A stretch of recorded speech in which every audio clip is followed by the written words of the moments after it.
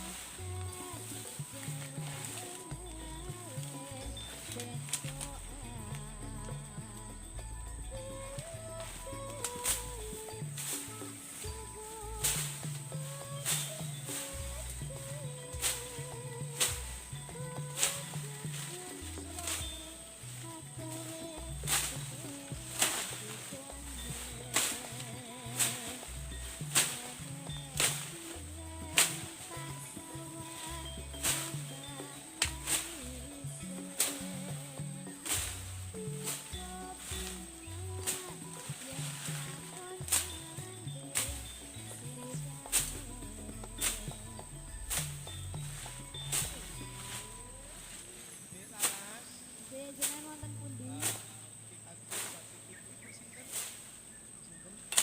Oh, ibu-ibu ngesakaken kuburan Hamlet. Napa niku? Lagi jeng miring. Nggih, mangke Nggih, nggih. ditenggo nggih Gusti. Nggih, khususon Ampun waktu khusus. wangsul riyin. Nggih, ibu-ibu ingkang katen ben masak. Nggih. Terus aku mau dingene, Mas, Mas ora ning dapur to ngono. Aku nak sangi Pak Bu. Lah mirip tukang masak sayur. nganggo kompor sing nganggo bluetooth ngono. Kompor Ini modern. Bluetooth. Enggak apa-apa monggo, diatur nggih. Pun ratus nggih. Ada tekad lagi